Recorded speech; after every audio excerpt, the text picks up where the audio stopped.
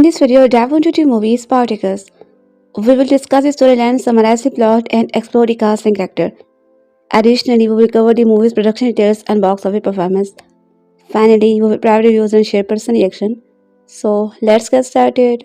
Presumably, the title Spartacus Blood and Sand was chosen for Star's latest dramatic foray because 300 Blood and Sand, or Gladiator Sand and Blood, would not clearly come. In any event, there is can resemblance between this dreadful blend of those recent movies and the program's ostensible nomskick, as the show tries to adopt the hundreds visual style and despite spilling buckets of gore. Proves woefully paled by the comparison, indeed. When the smoke cleared for this blood splattered battle, the servitor will likely stand and sheepishly played I am not Spectres, please don't confuse me with Spartacus. Just to put this episode in the context, the original 1960 classic remains a personal favorite, and I am extremely fond of the other aforementioned effort. So this hardly represents an inversion to swords and sandal. There is, however, considerable irritation over such a brazen, at times laughable attempt to piggyback on their success. The Thracian warrior does a strong wild man eventually kissed and Spartacus joined with the Romans to fight off a common enemy, but winds up being thrown into the gladiatorial arena when he refuses to obey their command. Separated from his woman Erin, he essentially gave his line to endure all manner of torment in order to survive. On the outside chance the two might be reunited, which includes the battered Damomis Johan and his silly trainer, Dr. Pater, whose 300 cameo provides a promotionally advantaged link. What ensues allows in the gladiator's life as filtered through the crazy lens of the Calvin's Galen ad. Sure, there is some graphic sex and a modest court intrigue among the holy Roman, but nothing to do approach the worst moment in the HBO's Rome. Lucky Lawless, the wife of series producer Robert Shepard, loyalty chips in the as lustful spouse, who has an insatiable hunger for gladiator, unlike the rest of the cast scenery. Written by the small while alone, lines of the dialogue at times appear to uncomfortably echo this earlier movie, which is less irksome than it would be otherwise, because the less familiar exchange, my boot, will find your ass in our afterlife, are frequently risible. Unlike the sex no one could call the violence gratuitous since it's the sole reason the show exists, and accused to artfully suppress slow motion pattern of entrail and severed limbs across the screen. To be fair, the program does improve marginally after the premiere, but by then the bar set to so low, a three-legged horse could clear it. And while one can hardly expect a budget on the scale of the Avatar, the styles washed out the background and crowd sequences. That's why Starz has relied on the episode title. Not this is to ease the marketing button is launching original drama. But if the pay channel wants to become a serious presence under just installed CEO Chris Albrecht futures in Tower, will need to exhibit a few brain to argument the brawn. Until then, Spectres ends a big, very bloody tombstone. Starz has announced that the sequel series will debut with its first two episodes on December 5. New episodes will be available to stream weekly on Fridays, thereafter only on the Starz app and all Starz streaming on demand platform. In addition, Starz has released a series of new first look images for the series, which can be seen below. What if Ashur had lived and the Romans rewarded his secrecy with the gladiator school where he once bled? Welcome to the House of the Ensure. No longer a slave, Ashur has scored his way to power, owning the same endures that once owned him, but ruling a band of the merciless gladiator is just play compared to surviving the vicious world of Roman politics. Along with Tara Bay and Davis, the cast of series includes the Graham MC Davis as Corius, Jodie Weber as Targon, Jamaica as Hilara, Ivana, Mashiach, India Sean Smith as Vidya, Jackson the Gladiator as Geezer, Jamie Slater as Cornelia, and Lee Gill as the Stylist. Spartacus creator, writer, and the executive producer Steven S. Dick Knight serves as the showrunner and executive producer on House of Ashore. Rick Jacobson and Aaron Helbing also serve as the executive producer. Spartacus House of Ashore is produced by the Landscape Television. Spartacus originally debuted on Starz in 2010 with the first season officially titled Spartacus Blood and Sand.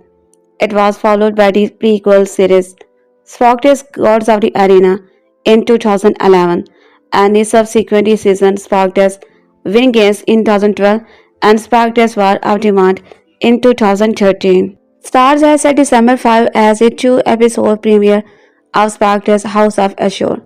The industry-bending gladiator drama will drop individual new episodes on Friday via the network's app and linear channel. New photos can be found below. In the next chapter of the Spartacus universe from Steven S. Dick Knight, the question is posed. What if Ashore had lived and the Romans rewarded his territory with the gladiator school where he once played? Welcome to the House of Ashur, no longer a slave. Ashur has clawed his way to the power, owning the same leaders that once owned him, but ruling a brand of the Merciless gladiator is child's play. A game in which betrayal is not a sin, it is the currency. He flips tradition on its head by unleashing Danica Davis, a fierce and powerful gladiator eager to prove herself worthy in man's world. Together they ignite a new kind of spectacle that shock, disrupt and often the allied with every drop of blood. The cast also includes Cici Graham and MC Davis, Jodie Webb, Jamaica, and Claudia Black is for anyone wanting to rewatch the original series. They are all available to stream via Starz. Spark's Blood and Sand debuted in 2010 and was followed by this prequel series chapter Spark's Gods of the Arena in 2011 and two additional chapters Spark's Awakenings in 2012 and Spark's War of Demand in 2013. The upcoming third season of Star's flagship series Spark's will be its last. The pay cable network also has set a title for the upcoming final season, Spark's War of the Demand. It will premiere in January 2013. It was an extremely difficult and emotional decision for any partner, and I, series creator, producer Stevens, as the night said. Yet in the end, the story was best served by rolling all of the remaining action and drama of Spark's journey into one stunningly epic season that will be extremely satisfying for everyone who's been along for the ride. Spartacus was a breakout hit for Starz when it first cycled. Blood and Sand premiered in January 2010. The series survived the tragic loss of its star, Andy Whitfield, who died of cancer last year. Its second season sparked as winningness featuring Liam McCann in a title role, averaged more than 6 million weekly viewers. The series introduced to TV a visually stylized violence previously only seen in movies like 300. Spawned a successful prequel, Gods of the Arena, and was sold in 150 countries. It also has been a top-selling DVD title. Spartacus is a landmark series for the network which has enthralled millions of viewers and fans around the world. Star CEO Chris Albrecht said, "We are in agreement with our patrons in the decision to conclude this story after War of the Demand, as we believe it is the best way to maintain the integrity of the series and secure its legacy. Making the decision that season 3 will be lost ahead of time is important as Spartacus is a historic figure and his life on his show has to follow a documented path to predetermined conclusion.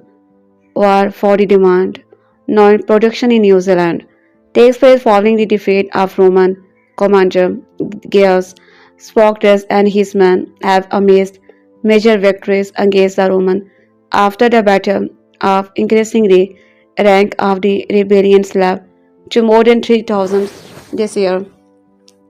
New such forces will include the construction of a full city, a Roman villa, and the scene of the epic battle along the Appian Way, War of the Damned stars returning cast member Manu, Bennett, Dustin, as well as new addition Todd as guest Simon Merrill as Marcus and Anna. So that my non-Spartacus watching readers can see a little of why I became hooked on the show. I have written this first season review with no spoiler except in bullets. The bullet points are intended to give people who have seen the show an idea of my favorite moment and like for season. The Olympics made for a barren TV landscape in February, so I found myself digging through on demand for something else to check out in the meantime. I think partly influenced by my recent obsession with the God of War video games, I ended up giving the Starz series Spartacus Ultra. While it crashes a bit with my sensible taste at time, I found myself hooked on the show and very glad I gave it a try. Spark's Blood and Sand follows the journey of a Thracian man when a deal struck for him and his Thracian veteran to aid the Roman army turns sour. He and his wife are taken as slaves and spotted with him sent off to the arena. Despite facing what looked it like certain death, he manages to survive and his life as a gladiator and it actually Spartacus began. While this tale might be familiar to some due to the 1960 film or just the history it was based on, I went in knowing only the broad stroke of the story, so the series retained a lot of the suspense of a purely fictional TV show as I was unaware of many of the character fates and of course there was always be different directions the show creator could veer off from history itself. Adding an extra fun layer to whole thing was going back and reading up on the real practice and seeing what was based on actual history, which is something I will comment more specifically on as I talk about certain event from the show. The biggest selling point early is undoubtedly the action. The fight scenes are gloriously, particularly the one on the one battle that occur in the arena. Great choreography and the stunning bouts of violence left my mouth gap while the styles look added a certain flair to the proceeding. Sometimes the way hairs fly after being lopped off looks a little silly, but it is a minor blemish on what are otherwise. Some top-notch fight sequences which are worth the price of the admission alone. Even just seeing the different fighting style as the series goes on from sword and shield to trident and net is fascinating in its own right. The show as a whole takes a little while to get going. The first few episodes are really rough around the edges, but by about halfway through the first season, things really start to come together in most all aspects. I was particularly impressed with the pacing. Things that were happening halfway through the season could have easily been final material. Looking back, knowing the history, it does make a bit more sense. The sort of phase each of the three man seasons represents a really work, but they still could have easily decided to draw out any of these arc to multiple seasons. So I appreciated the momentum they created in the show plotting. One thing that helped look me into the show as it continued was the duplications plan that were being hatched, especially by the non-gladiator character in the show runs our Ludios, our training school that the gladiators call home, and he is quite the shimmer. He is played by John Hannah and is one of those memorable villains that you have to hate. His wife, Lorceta, and another character do some crazy things as well. It not only helped to build a group or root against, but make them seem like capable antagonists that will physically inferior to Spartacus have the brain to give him a different kind of rival than the ones he meets in battle on the sand of the arena. Another interesting aspect of the show is the dialogue. It has a prose like quality to it that make me feel like no ever could have talked like this. A little reading told me it was maybe supposed to be how Latin might sound in modern day English. What makes it more interesting is how they worked some hilariously into this piece. So along with the flowery talk of sunset, you will hear the term Jupiter cock about 300 times throughout the series and learn that it's a part of Spectre's term. With that being said, this is a clearly show for adult. The language and the violence are enough to make it so, but there's plenty of nudity and sexual content too. I personally found myself to rolling my eyes because of it at time.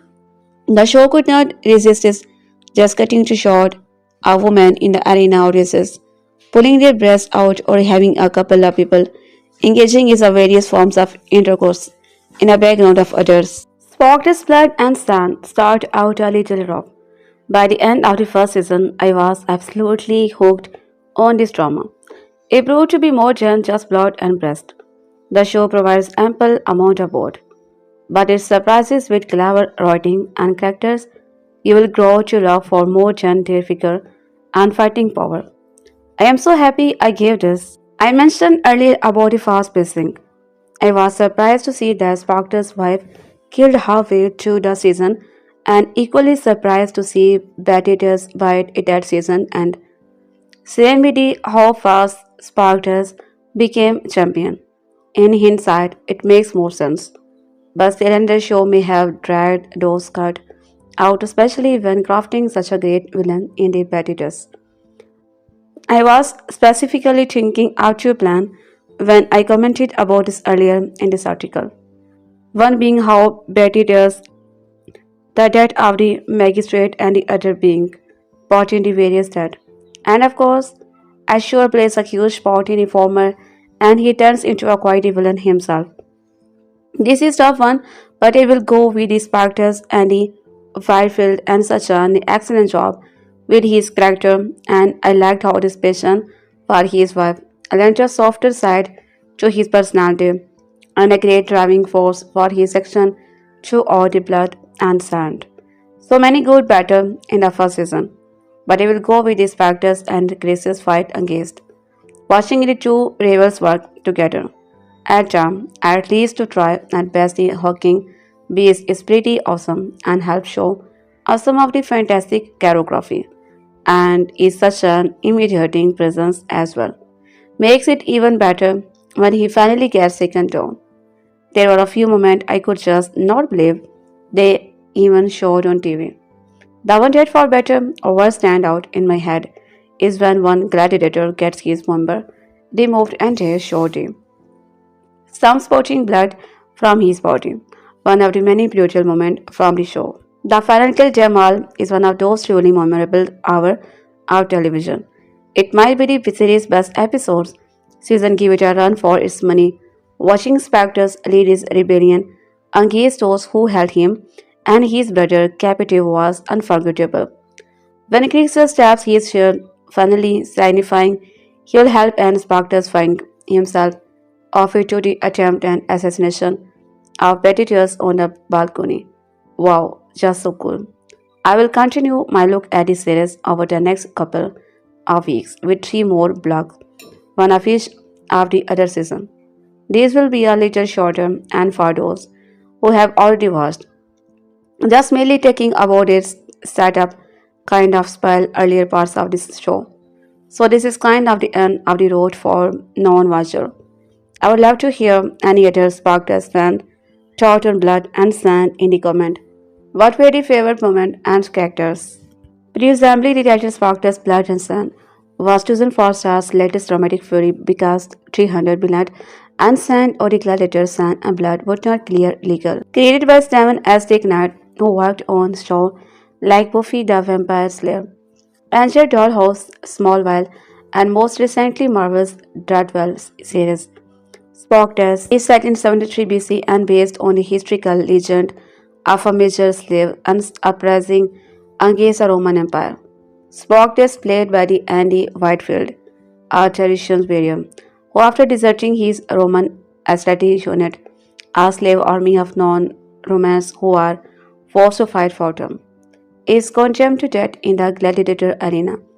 However, after surviving and proving himself a worthy gladiator, he is bought and forced into slavery under the House of Batiatus, a gladiatorial training camp run by the Quintus Batius, played by the Johann, along with his wife, played by the Lucky, having been separated from his wife. Spartacus agrees to fight in the arena on a promise that we will be reunited with her. Spartacus is like a mix of Romeo, 300 and the Gladiator, and its over embellished and unelastic combat sequences, excessively graphic sequel, and black and white story. Telling our part of his storm, I would love it. Spartacus consists 3 seasons and a miniseries, Blood and Sand, begins War of a Champ, and a miniseries God of Arena, which is a prequel set before the event of the first season. In the first 4 or 5 episodes, they use this really over the top blood splattering effect. It looks silly, it's like a bucket of red paint being thrown at screen, and they went absolutely crazy with it every chance they got. Splash for splash, but as I said, this was only in first few episodes. The blood effects afterward are still extremely exaggerated, but the tone it tone significantly and it works. In a Quentin, seeing same skill builds sort of way. As far as the historical accuracy, from what I have read online, this general consciousness is that the show is actually pretty accurate. Give or take or few element, all of this supposedly happened. It just obviously did not happen in a manner depicted, but it happened. It was a surprise, it was in my way historically accurate. I did not know anything about Spartacus outside the fact that he was a famous gladiator, but after watching the show, I am familiar with the legend now. He was like Jesus on steroids. The writing is excellent, the story flows well, and everything makes sense. It's easy to follow and very engaging. It also looks great.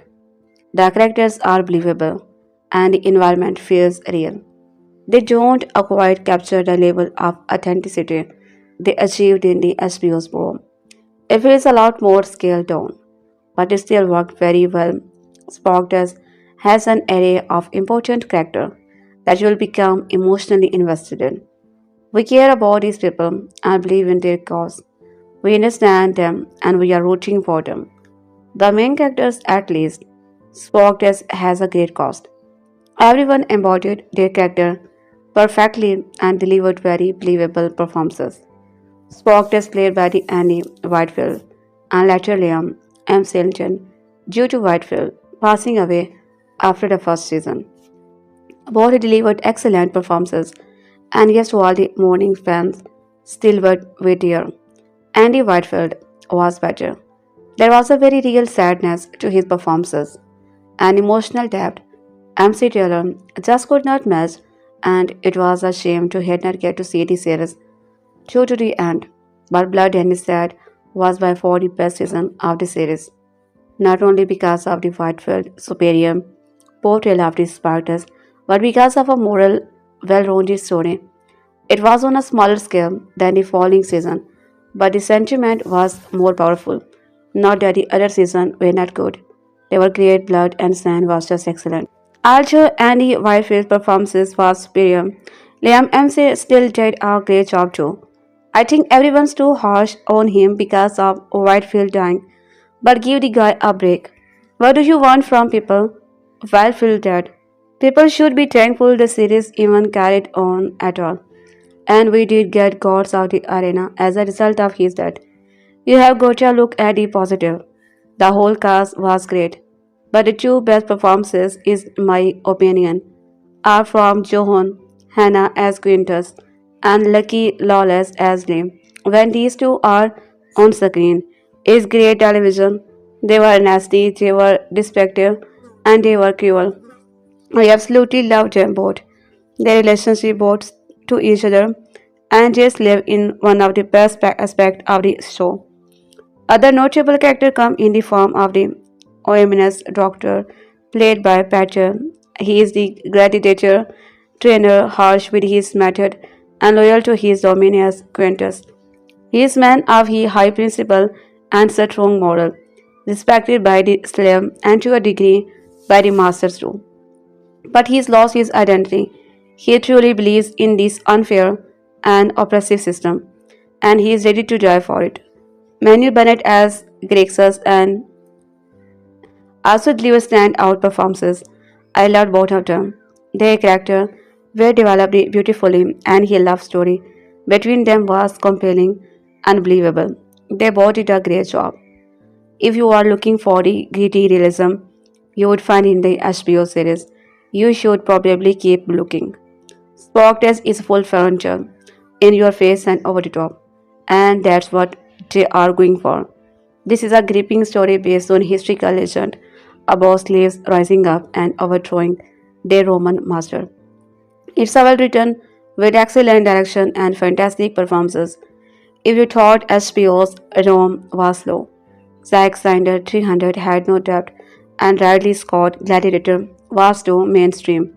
Spartacus might just be the perfect series for you. It is the perfect blend of all three. It's violent, gory, explicit, and extravagant in its direction. And like I said, those blood effects in the first few episodes are only temporary. So stick with it. It's a great journey, and I had a lot of fun watching it. I look forward to the revisiting the series. The ending is slightly abrupt and feels a bit happy with it. The audience is given closure, and the story is wrapped up nicely. If you have not seen Spartacus yet, I definitely recommend it. But just be aware with you are going for in for, which is a blood if you want blood. Watch Spartacus, they will give you blood. It is certainly lifting to final myself reviving the Blu-ray set for Spartacus. The complete series without the series, I would have never unwet why so blue. As we have been converting these factors for the past year, we already have four comprehensive review of the series and each season's accompanying Blu-ray. With that in mind, I do have some brief thought on the series, having recently gone over several episodes from each season. The main thing I love bringing up is how God for God I was by the huge change in this series early in its run. My initial thought on Spark's blood and sand were very apprehensive ones, as the case with most series, especially fairy ambitious ones. It's often take time for a series to find its voice. With Spark's, the series secured to be merely something of a 300 nugget, which happened to be have the story of his sticker character. Star's newest series, Spark's Blood and Sand, is a difficult show to quantify in its quality. The show is about the rise of Spartacus and the Whitfield as he is taken from his wife Erin and people to be a gladiator in Cop War. All of the major points of the classic story are there, but it's not a show about a story. It's an often silly orgy of blood, violence, and sex. The thing is, Spartacus is very good at achieving what it sets out to be. Even after the first episodes, it's clear that this is the most violent and bloody show ever to appear on cable television. Lives are savored in the especially brutal final fight of the series premiere. Sliced neck pulses with bright and red blood, and a 300 style slow motion fixation on the key event. Ensure that every drop of ruby red liquid gets impulse screen jump. These fight sequences are overwrought with violent intention, but they lose much of their meaning by the fifth or so time you see them. Spartacus uses this offset color battle except for the blood, and it is indeed shockingly to see how vividly detailed each sword strike is displayed until you are just used to watching it happen. As I said, things can get quite silly in the show. The characters make the proclamations such as that is scared. Spartacus Blood and Sand is a show that borrows liberally from other movies and TV series set in the ancient world. It features so low-mo action and the ridiculous digital blur splatter from Zack Snyder's 300. Much of the rest is largely taken from Ridley Scott Gladiator 2000, with a little bit of HBO Rome added for good measure. The dialogue is strikingly particular, the quaint phrasing of a lot of the line. However, apparently ought to be scripted trying to emulate Latin sentence structure, which is commendable by its sound taken stuff that was rejected from gladiator's script, blood and honor. Still, it's so ridiculously and over the top. David Elringes on Facebook said Daddy almost everything about Daddy series gladiators. I can see why people would want to rewatch it. It makes even more sense when you realize that Sam Raimi, the first episode, is perhaps the most ridiculous. The second, while similar to the first stylistically, is also about more devoted to setting up plot line within the House of the Batiatus, the Roman, the Indus, the Spartacus becomes a part of by the third or fourth episode. The series hits a comfortable groove, and once Spartacus, blood and sand get its hook in you, there is no stopping it. In this article, I will go through the first season and point out some of the stuff that I thought was done well, some of the historical detail that I liked, and also to spend some time discussion a few of the most egregious error. If you have not seen this slow show yet, I suggest you skip this article for now. Archer will try to avoid giving too many spoiler. Spark's Blood and Sand takes as its inspiration, of course, the same events as in 1960 film by Stanley Kubrick, but where the later quickly moved to be third server, while this first season of 13 episodes takes its time setting things up. The ancient sources did not tell us a lot about his progress days before the revolt, and so the creator had considerable leeway with how they plotted out this first season. In the very first episode, Red Serpent is depicted as a Thracian, a member of a tribe at war with the rival gladiator, who are portrayed as inhuman monsters. Spartacus and his people fork an alliance with the Roman. They will help the Republic in their war against them, and in turn, the Roman will aid them in killing all the gladiators. And for some reasons, Spartacus and his men wear helmet that bear more generous striking resemblance to the helmet from 300, including the strange astrically extended forehead. As far as costume and military equipment is concerned, does not seem to be too concerned with historical reality. Roman officers wear what look like a musical leader amount for which there is zero proof. Rather than metal Ceresis naturally the Roman in the show also wear those silly leather podium brassiere.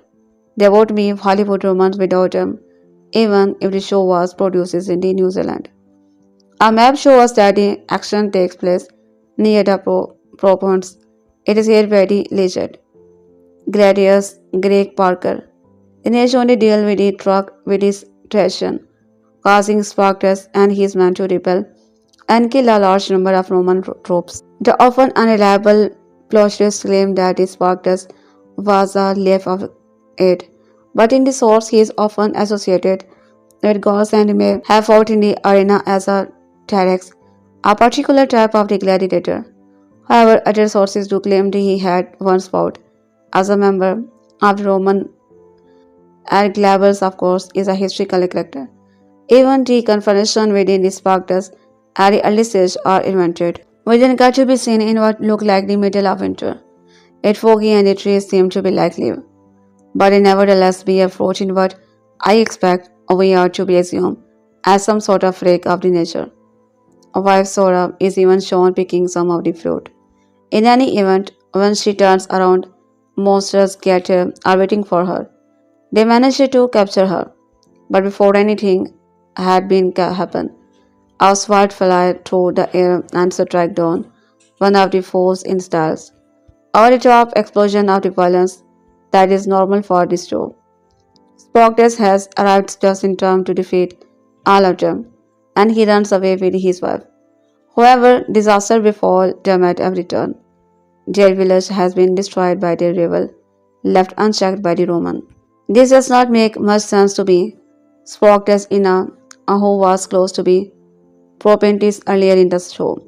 When I think of the Thrace, I think of the area north of the Greece proper, north of the Adriatic, which is normally the homeland of the Illyrians So how come Spartacus is in the Adriatic Sea on a ship bound of the Capua?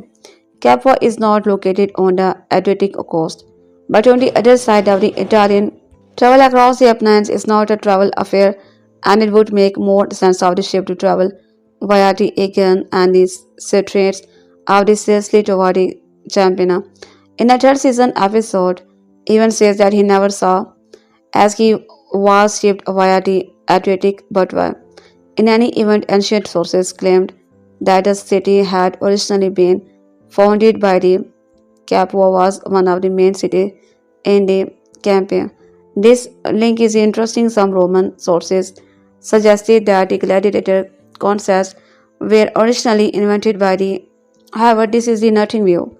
Roman sources frequently claimed that some of their costume had been adopted from the Etruscan. Modern scholars have lectured into this idea, depicting the as rather more bloodthirsty than the average ancient people. But in reality, it seems more likely that gladiatorial contests were invented in the Campania sometime before the first century BC, perhaps inspired by the contest featuring single combat as ones used by the Greek, for example, the duel that is a part of the funereal games of the patriotics in the light. In any event, once is the Capua, we are introduced to the man who would eventually possess Spartacus and have him trained in his law indus. Quintus Lantus was guessed by his John in the historical sources. He is actually given as Ganius, but perhaps the writers thought the Odysseus would then be confused with the gas clapper and so changed it to be Quintus. His wife, by Lucky Lawless. He is shown to be convincing in the best tradition of Roman leading ladies. The amphitheater in the Capua itself is shown as a relatively grand structure that appeared to be modeled on a theater that was originally constructed during the region of the Augustan. See, for example, the photos in this. Indus Arena is condemned to fight against for gladiator. The battle is shot in the over-the-top manner of most depictions of violence in the show. If there is one word that describes Spartacus, blood and sand, it is trash. No, that's not to say this is the garbage in any way. On the contrary, it is a surprisingly good piece of the television, drenched in sense after sense of pure trash, drawing itself in the myth of the Roman excesses. Spartacus sets out to tell the classic film of the same name, a lesser-known historical figure upon which he was based, stretching that story out over the course of a few seasons. But instead of characters plotting and scheming in a quiet room apart from the rest of the world, they often do so in lavish pool, while being serviced by slave who they have no qualm about having sex with, while talking with co-conspirate such as the nature of the Spartans is his blood-soaked, sex-fueled, out the top furry into this lazy, late-night television with terrible special effect that try desperately to evoke the look and feel of Zack Snyder 300 while lacking the visual acumen or budget to even deserve the comparison. So why do I like it? Why it is even worth watching? Because the writing and performances far exceed the low end that is the selling point for a portion of the audiences. Are the sense of the character having discussion while having sex? Yes, but the actor are so good that they make is believable. They focus to like a laser upon what they are saying rather than what they are doing. Sex becomes so passive that is simple something in the background, something going on to break their monotony of people sitting around in the old world set. The series works because they make us understand the fundamental nature of great epic storytelling that every hero has to suffer for us to truly identify with him and appreciate his plight. And that's exactly what happened here. Even up to the end of the first season, Spartacus is a suffering, nothing goes his way. Everything gets worse and worse, even as it appeared to get better. And when the bloodletting began, you cheer on his animalistic brutality and equal way he dispatched those under whom he has suffered. Base cause any unrepentantly, the story and actor telling always transcend the overdone silliness to which it often sink. making this the type of series you want to both celebrate and weigh your finger out simultaneously. Some might argue that you have to give yourself over to the exploitation, but I think ultimately the sex and violence do a great job, illustrating exactly what it was that so troubled the Roman Empire, and created Spartacus as a truly just man cast among barbarism parading around as civility. There is so much intelligence behind the series that it cannot be discounted for its pioneering fault.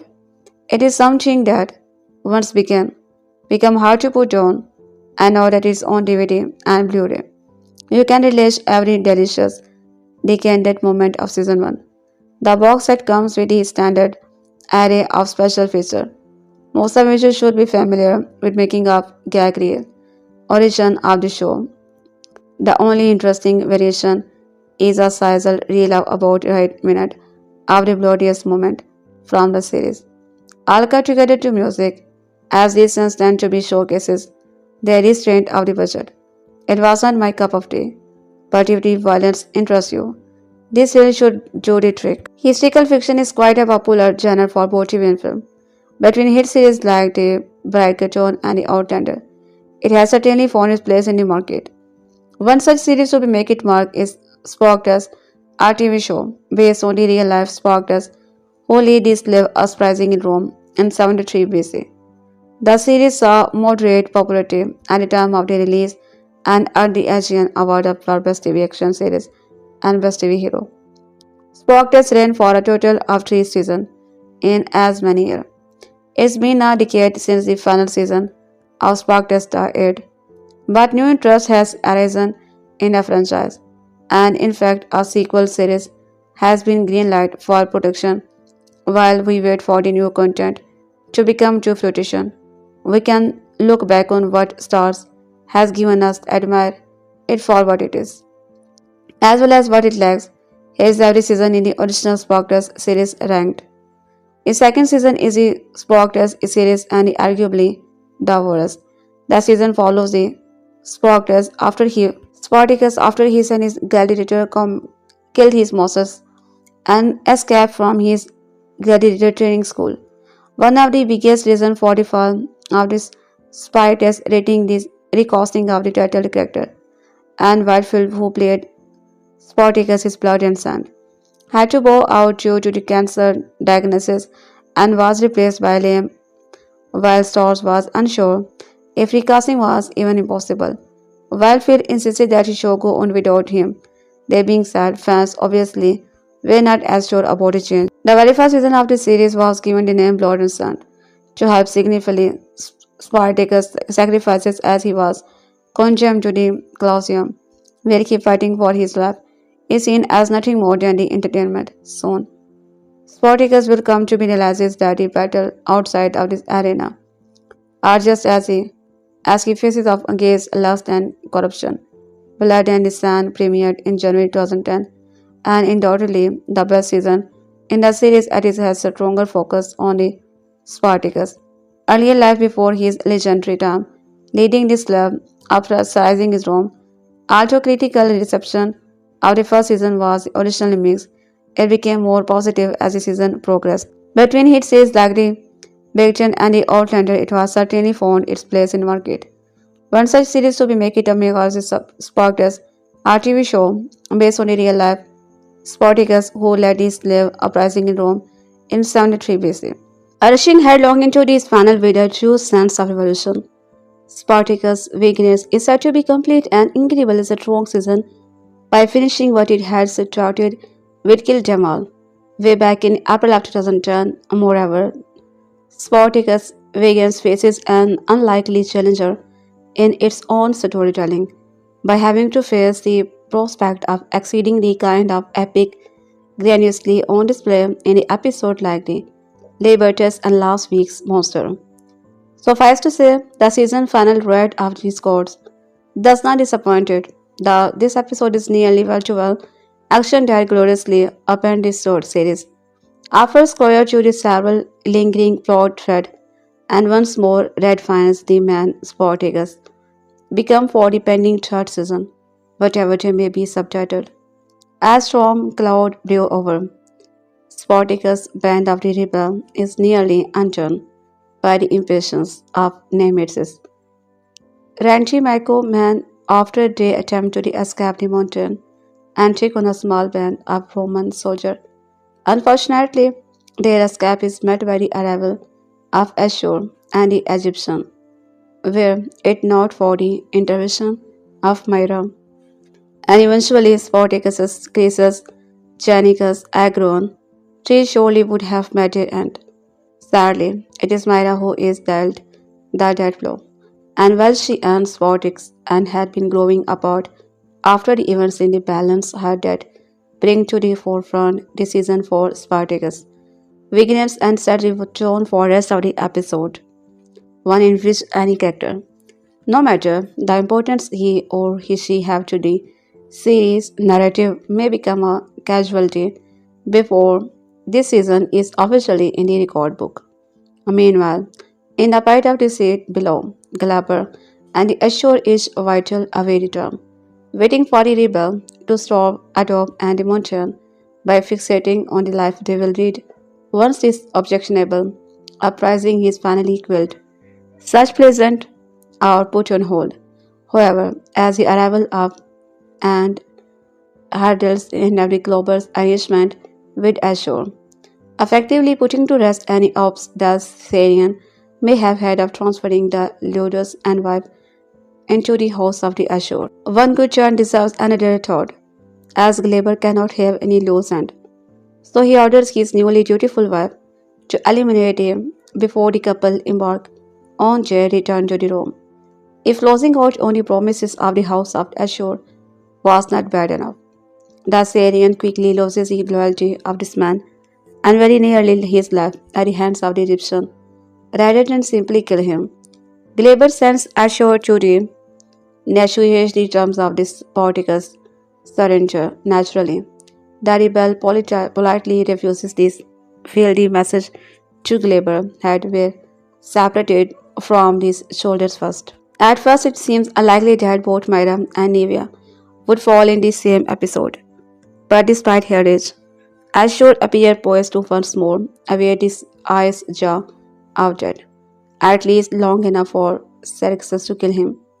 After a heart-wrenching and brutal brawl, ready to cut Nevia's throat pauses to add ridicule, but in doing so open himself up to a devastating slash from Nevia's blade that almost certainly robbed him for his weapon of choice. While Ashur gets a verbal shot at Nevia before she hacks his head off the tree vicious blow. The smithing of her tormentor is the beginning of Nevia's transformation from victim to the fearsome warrior. If you thought Ashur's death brought about a sense of closure, then the going on back at the Leodos were appropriately mind-blowing all season long. It was clear that aim and game plan that was known only to her, and the end goal she had in mind, by the unborn spawn of the Spartans and lead children, of course. The liberty line of the night was saying in the mother, to be your child. You are but a vessel carrying a gift from God to the house of the Batiatus. Now done. Let us see it unwrapped. Having cut his child from Latia, Lucretia makes her way to the cliff's edge, and in as dramatic goodbye as could possibly be imagined join her husband in the afterlife, bringing with her the child she feared to give her in life. But right of the gods is not done. Yet after descending the sheer face of the gladiator four began the assault on Glaber's camp by turning the Roman army's fiercely. Catapults against them, and with that climactic battle is upon us. Having delivered the final scene of so many memorable characters, it's to reason that only Glaber would be left on the final's bloody chopping block. But not so, says series creator Stephen Reignard in coming to aid of the man who betrayed him, battle weary and severely injured from his last run-in with the Egyptians save. Life but falls instead, and it's hard to see the once proud doctor go. He is that act to the real form. As for Glaber, he is that services as a final act to the amazing character that has brought Spartacus from the unknown to slave gladiator and now The leader of the army is united by a singular purpose to bring freedom to those long suffering under the empire. It also shows how Spartacus is said to be take on the venue challenge of telling a larger. More than a decade after Spartacus went off the air, a spin-off series entitled Spartacus, House of Ashur has been announced to take viewer back to ancient Rome once again. Beginning with its first season in 2010, Spartacus is concerned a real-life eponymous figure who was a gladiator who led a successful slave uprising between the years 73 and 71 BCE, with an eye toward action and history. Spartacus stretched out across three exciting seasons on Starz before finally being cancelled in 2013, arriving on the small screen around the same time as contemporaries like Game of the Throne. Spartacus had plenty of the action but supplemented it with historical intrigue. Spartacus was not always historically accurate, it struck a final balance between the total fabrication and the true story from ancient history. Many months after the last update arrived, the latest news comes in the form of a teaser trailer and release window for Spartacus. House of Ashur, the sub 1 minute teaser reveal are returning Ashur as a returning to arena in the Drumland challenging series, highlighting the show eroticism and thrilling action. The trailer features several moments of gladiator doing battle in front of a hungry audience. It does not give away much. The trailer does conclude with the reveal that Spartacus House of the Ashur is set to arrive on the stars in fall 2025. Sadly, the show won't be dropping anytime soon, and a premium cable channel was not able to narrow the release window down to specific date yet. However, Starz will provide a more detailed synopsis of what's in store when Ashur returns later in 2025. House of Ashur will be a history-bending, erotic, thrilling roller coaster experiences. It would take until May 2024 for all the details to come out. The revival of Spartacus was first teased back in February 2023. Upon original announcement, showrunner Steven Say was attached to what was a more straightforward continuation. However, in the intervening year, our project took a different turn and became Spartacus, House of Ashur. It's unclear why so many changes took place, but the series has since solidified creativity. In January 2025, it was announced that House of Ashur will premiere in fall. The first name attached to the upcoming spin-off Spartacus was original series actor who returned as the villainous Ashur. The character originally met his doom on the slope of Mount when he was dispatched by Navia before he could betray the slave uprising and earn a hefty reward for the Roman government. However, Spartacus, House of the Ashur is giving viewer an alternate timeline where Ashur was successful. However, Starz has already disclosed the rest of the main cast of House of Ashur, and veteran character actor Graham MC Davis is joining the show as Ashur. Ivana and Shamika will play Messia and Hilara, respectively Ashur's household slave who are engaged in a love triangle with their master. Rival gladiators Starz and will oppose Ashur, while Chenika Davis will play the female gladiator. Claudia Beck plays scheming politician who plots Ashur's downfall, and India Shaw's maid player her daughter Virdia. Fans have been waiting to return to the world of Spartacus for a decade, but the announcement of Spartacus House of Ashur is certainly a strange approach. Instead of a direct continuation, the new series will instead turn back, dialogue animation, and alternate version of events where one crucial detail is changed. In the original series, the evil Ashur was paid handsomely by the Roman government to undermine and stop the bargaining slave uprising. Fortunately for the heroes, he was unsuccessful and was eventually killed. In Spartacus' House of Ashur, the backstabbing gladiator is instead able to stop the uprising and is gifted his own gladiator training school by the grateful Roman elite. Assigning a villain as the main character is an interesting change of pace, and some new conflict will need to be surfaced to make Assure a hero worth rooting for. The series could also present a butterfly effect and show how one tweak of the timeline changed the course of history.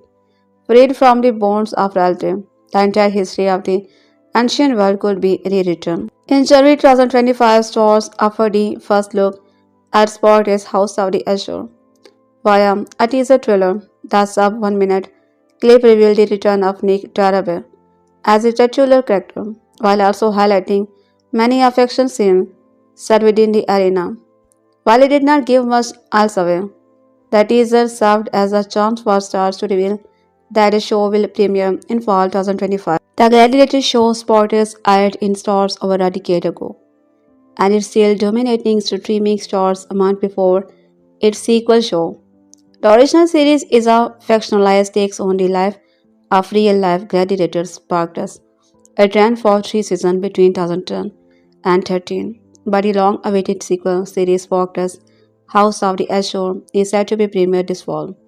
According to data from Flix Patrol, TV series streaming on the stars right now is Spartacus, followed by titles such as Three Women, Sweet Pea, and Outlander, which are newer or have had more recent seasons. This is compelling data, especially given that the upcoming sequel series still doesn't have a confirmed release date. With so many streaming services producing original television, it's not surprising that cable channels like Starz have fallen behind. Many of the best Star series came during 2010, such as Ash vs. Evil Dead and Black Sail, and our 30 network was never quite at the HBO level. It was still a reliable source of entertaining television. The ongoing appreciation for Spartacus, as evidenced by its current streaming data. It is reason why this show merited a sequel in the first place, especially after such a long term. These numbers also indicate that House of Azure could end up being a bigger hit than anyone is expecting, especially given how limited the marketing has been. Prior to House of Azure's release, Starz also has a sequel TV series releasing The Outlander, which means two of the platform's most widely recognized show will essentially have a new beginning, a joy for long-term fans of the title and a potential opening for new viewers who are not willing to catch up on the older title. It's doubtful that either of these releases will be breaking record or pulling Netflix's number, but it will be excellent contribution for Starz, which has not had many major releases in recent years. As someone who's watched particularly every notable Roman history adaptations and quite a few of the unknown nice one, I'm happy to see Spartacus succeed. While I don't think it has the same as HBO's Rome, which has its own flaw, Spartacus is one of the most entertaining series in this setting. I understand that House of the Azure is just a mini series, but it would be wonderful to see it have some success, potentially leading to the other like it. Aside from the German series Barbarians, which premiered on Netflix, there are not many recent ancient Rome TV, so I would recommend I'm rooting for Spartacus.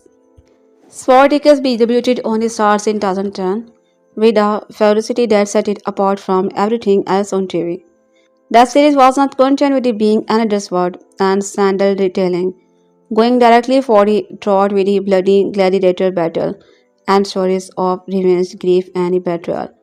The slow motion fight clearly influenced by Zack Snyder 300.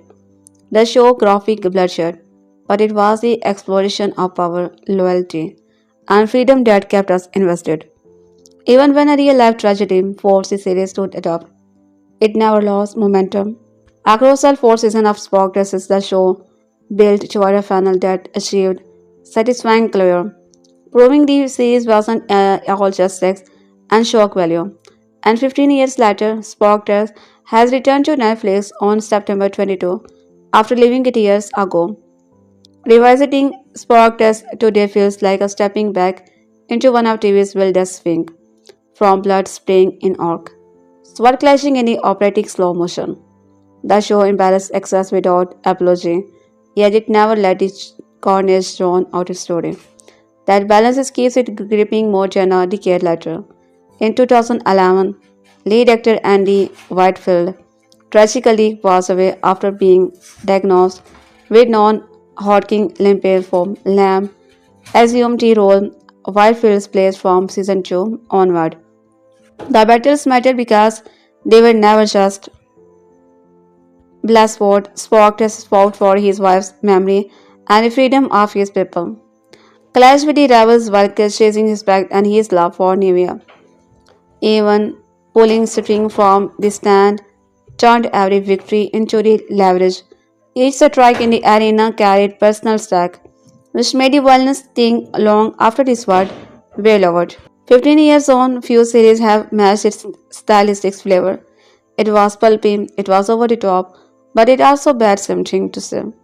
That rare combination explains why Spartacus is still worthy rewatched or discovery in 2025. Spartacus has always been a little harder to track down compared to other being named historical drama on streaming. It aired on Starz, which meant only certain audiences followed it week to week. Now the entire saga Blood and Sand, Guards of the Arena, and War of the Damned is heading to Netflix on September 22, making it far easier for new viewers to discover. Is the perfect time to catch up before the 10 episode sequel series called Spartacus House of Ashur was built to be watched as one long story. It began as a tale of revenge and grows into a full scale rebellion, with each season raising the stake. On Netflix's viewer will finally get to follow that arc without gap, seeing how the will spectrum is anchored by a carefully structured rise and fall. I will start things off with a personal admission of guilt when it comes to anything set for back in time, especially those that involved sword and shield, had horses and bloody chaotic battle. I'm usually a fan movies like Gladiator and Braveheart or TV show like HBO Rome have all left me gratefully satisfied upon watching, and I am always hungry for more of the same. Because of this, you could say I might be a little blessed toward a show like Stars, Spartacus, Blood and Sand. And you could be right. The moment and I saw that this show was coming, I was filled with excitement and could not wait to get my eyes on it. But to be perfectly honest, things did not start up too well for me and the show. The pilot episode was a bit of a rocky start. It crossed me as a combination of Gladiator and 300, but the overpowering stylistic effect. Intent was pure, and the plan was to give a real graphic novel feel to be sure. Did not feel nearly as fitting as they did with the Zack Snyder. Ultra fun tale of 300 Spartan, and it all comes off as a bite too cheesy at time. Even so, with my undying love of such things, I decided to soldier on and see what happened. This was without doubt an incredibly good decision. Spartacus' blood and sand tell the story of an unnamed Thracian who, along with his fellow mariner, have joined the Roman in their fight in hopes of protecting their. Even with the success of movies like 300 about the Spartan warrior and series like Asrios Rome about Roman, Spartacus stood on its own as unique insight into the life and time of the gladiator prior to be Spartacus's famous rebellion. Not much is known about the gorgeous prior to be his revolt, so the New Zealand series spanned 3 seasons, depicting his early life from 73 to 71 BC as a gladiator in the arena. For fans of nudity and excessive violence, it offered both in the abundance, but as fans spent time around Spartacus and his fellow gladiator, they realized this series also offered complex character studies of a variety of men doing what they must to survive. It also offered a glimpse into the and pretty world of the aristocratic Roman who bought and sold them like chattel. Here are all the characters from hit series, broken down into their respectively personalities according to their Myers-Briggs indicator type. One of the most skilled gladiator in the gladiator house of the Gracious was a skilled, competent, and a grandiose showman.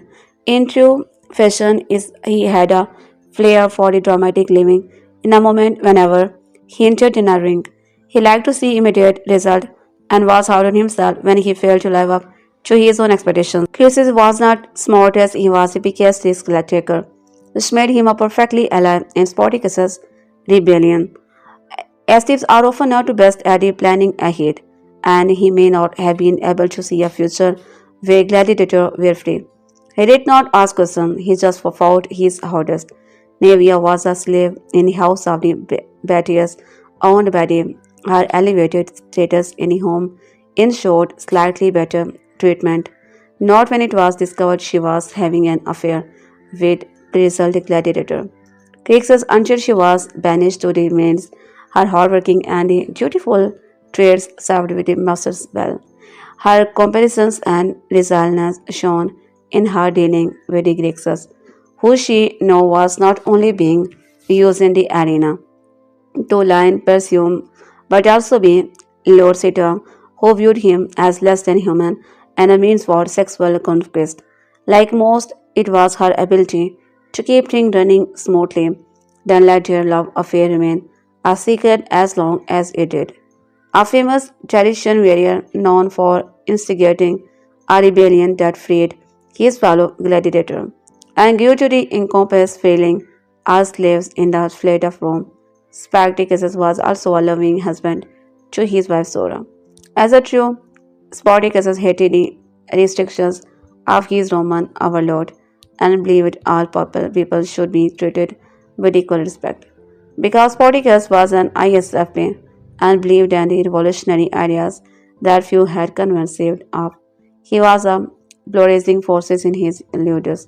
Some gladiator did not side with his belief at first. The wife of the Glacius Gladius Glaber and the daughter of the senator Albanius is an extremely wealthy young woman who enjoys the gossip, making pretty and displays of her superiority. A friend Joe and her husband. She is often at her Indus, ogling their gladiator, especially Spartacus. And into the SFP fashion, she must be the center of attention. She will do whatever is necessary to gain favor with her fellow wealthy Roman noble, such as purchase a gladiator to beat or fascinate with her layer if it will impress them. Like all, she lives in the moment and almost exclusively for immediate gratification. Her pregnancy alone later in the series almost inside over the paternity much to the delight. A serious-minded man chosen by the Batiatus to literally whip the gladiator of his indoors into shape. Ominiums is intimidating, dignified, and demanded every fighter bring honor to be House of the Batiatus. Like all, his demeanor is often reserved and aloof, bordering on formal, but behind his calculating mind there is much wisdom to be gained. Spartacus soon discovered his, and Onemius became a good friend and mentor him. Despite the difference in their station, when the house of the Betis falls in the spectre, unsurprisingly, believe he has no purpose left, clinging as he has to be personal value and tradition of him. Spartacus helped him see that his principle and morality are still needed in the conflict ahead. The wife of the Quintus Leorcita is a moderately wealthy woman in the capo that lives above her husband's India's after gladiator, floating around in a beautifully gown and jewelry despite her inconsistent fancies. She is incredibly focused on around her and her charismatic wiles aid in her and her husband's social advancement. Overly concerned with the opinions of others, and like most, this dictated her action. She tried to take legitimate connection with people of false station, such as the Glaber's wife and gladiator uses as a sexual plaything, but she soon finds I cannot manipulate them and expect they won't resent her for it, no matter how charming she thinks she is. Once a gladiator in the indoors of Batiatus, Ashur found himself becoming his aunt boy after he was crippled at the hands of fellow gladiator classes as an Ashur demonstrated cunning, institution, and adaptability, all traits which served involving the subterfuge, and the blackmail of rival. True to being an Ashur had his own set of principles and values which, once broken by others, made him incredibly resentful. He secretly longed to return to the arena and embarrass of the gladiator brotherhood. The mockery of his injuries ensured he would never trust them, and that he would only plot a downfall. A Roman commander bearing the title of Lictus, and later in the series Praetor, Glaber is an ambitious and forceful leader who was responsible for enslaving Spartacus and his wife. The true embodiment of an he is logically deceived and power hungry. Often have a hard time being empathetic, especially when it involves another person's perspective, which ensures Glaber will always look down on those of lower social standing. He has little regarded for other, even his wife Lydia, favoring instead to focus on his own exploit. Varro took a non-traditional road to become a gladiator, whereas most are forced into his penance for a crime they committed. Like a Jew, Various has a very candid and boisterous nature. He has no delicious about how he worked around him functions and he made the most of performing in it. He is warm, generous, and kind of reality among the other bloodthirsty gladiator he is paired with. His inspiring personality makes him a good friend to Spartacus. As an ambitious socialite and a competitive owner of a prestigious gladiator house, I am to be one of the most influential and powerful men in Gabon. Like most, he liked to know be in a position of leadership and in control and will slowly remove his emotional involvement from his action if they guarantee his social accent, no matter how reckless like murder. As a landsetter, his position was low in society, but as an he used his gladiator skill well in advancing his status among the noble populace. Getting into the financial or social trouble did not impede his plan, as an his calculated scheming and ability to talk his way out of any predicament ensured his success. Spartacus is one of those shows that just grip you and does not let go, particularly during the 13 episodes journey of the thrilling first season, Blood and Sand. The show follows one of the most iconic figures in ancient history while incorporating the rich element of old Roman society and its unique culture of gladiator game. Season 1 focuses on the rather humble origin as Spartacus as a slave and a gladiator, and it generally works as an epic, inspirational story in overcoming adversity. Still, there are times where the show can feel a bit lacking, whether through depressing, lack of action, or a watering down of emotional depth. What they said is sought through each of the 13 episodes of Blood and Sand, which he covered the 5 best and 5 weakest of the season, according to the IMDb. Also, the Thing in the Pit acts as an exciting episode that pummels you with action, is something for a frustrating detour from the rest of the show and the Spartacus character arc. The episode's grimy, gory art style and the savage nature remind one of Mad Max rather than the grandiose nature of Spartacus.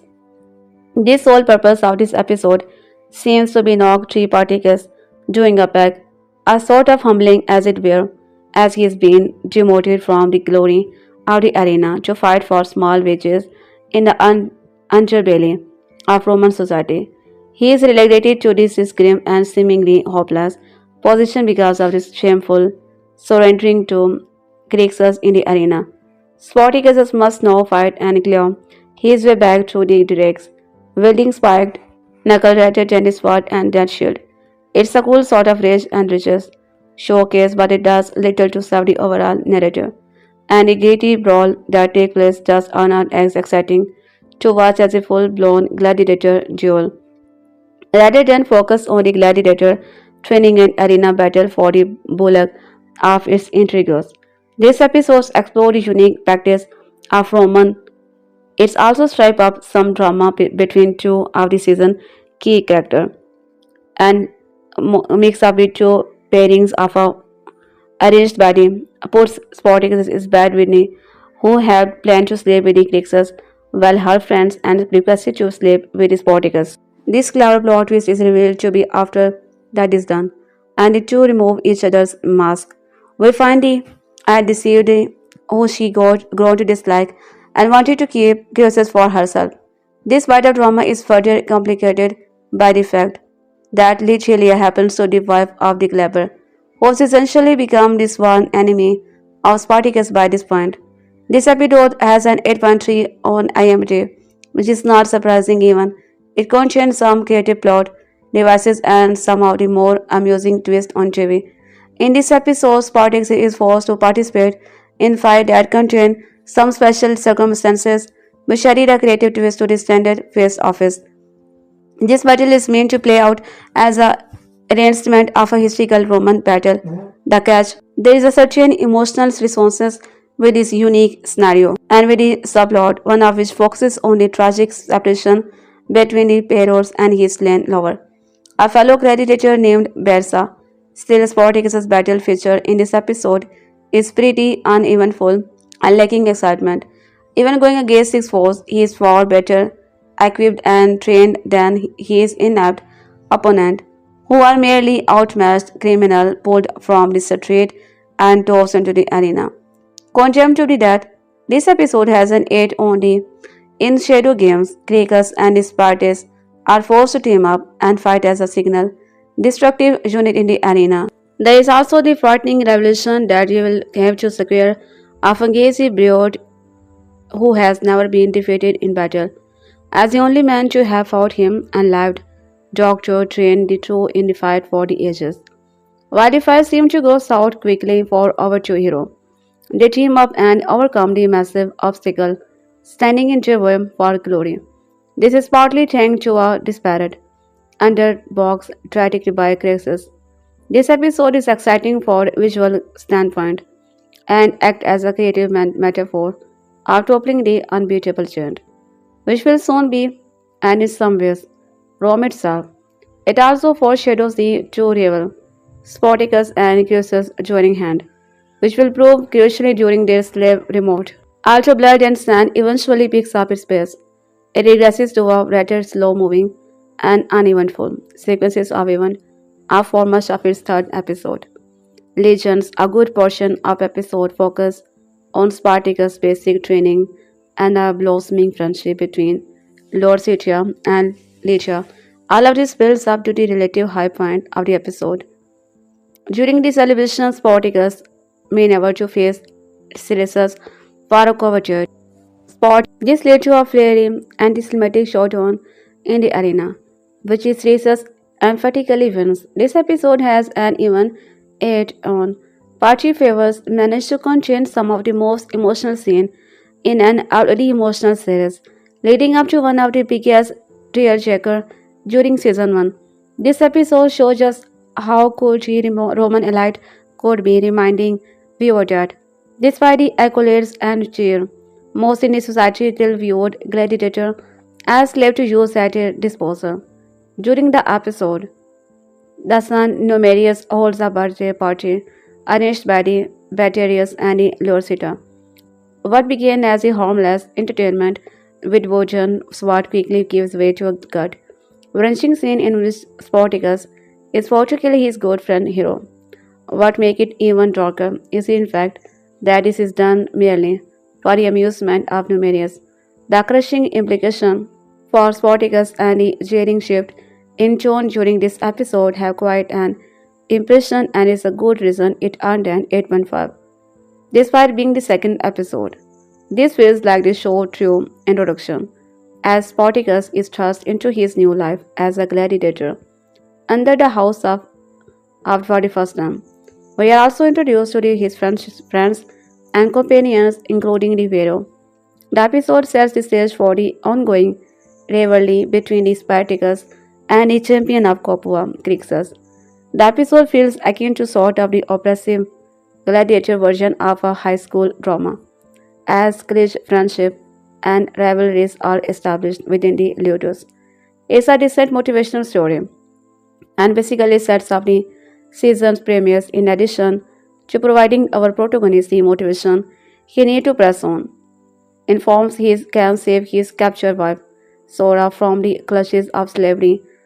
Beyond this element, there is not much action, emotional resonance, or substance to be and general during this episode. In the final of Blood and Sand contained the season climax from an action standpoint.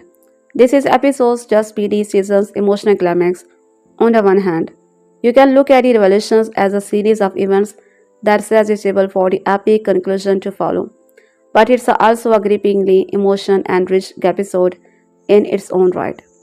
Spartacus' attempt to gather each day every slave and gladiator to assist him in his rebellion.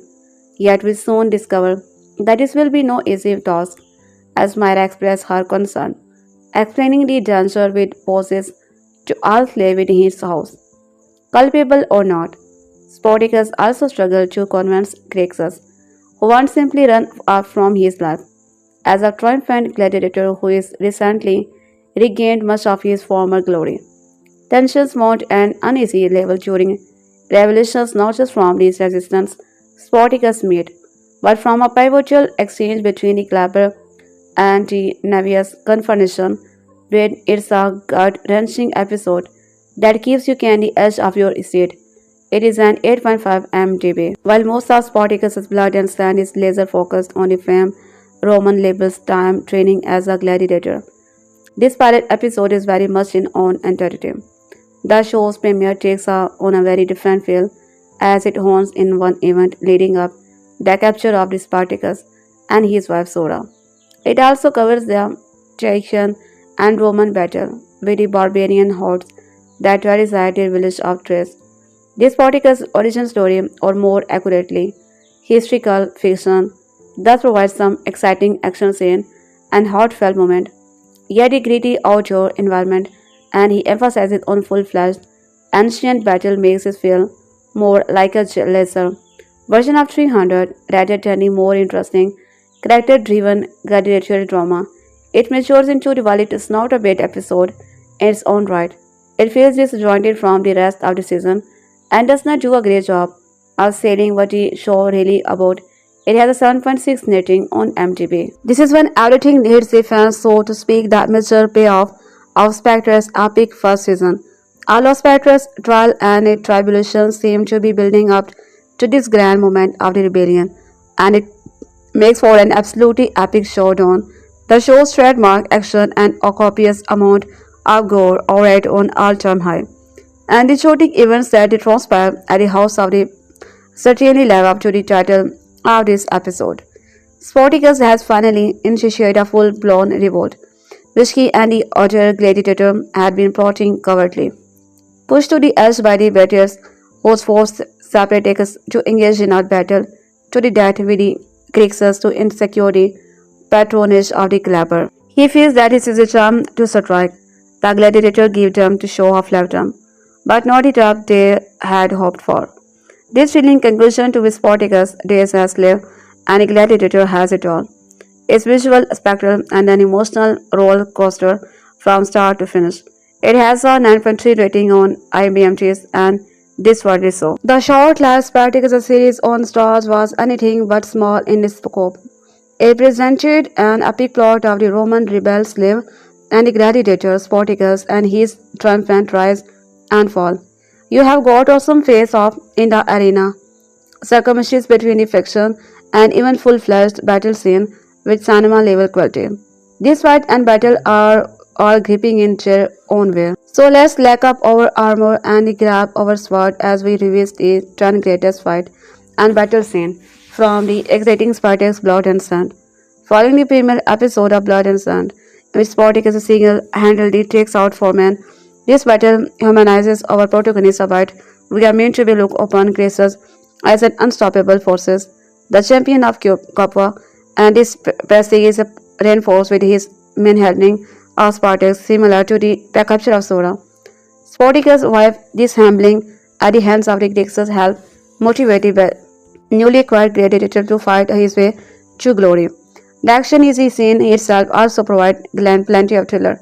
The clashing of the heavy armor, along with the view from inside, each combatant's helmet adds a gritty sense of realism to the fight. This scene, which occurs during the episode's revelations, provides some need with Roman soldier during the scene tricks to secure the patronage of glorious Glaber. To do this, our hero, the slave soldier who betrayed Glaber, must fight a band of trained and fully armored soldiers as he watches. The fight is merely a demonstration to showcase Spartacus' hardened training in the arena, but it ends up being one of the highlights of the season.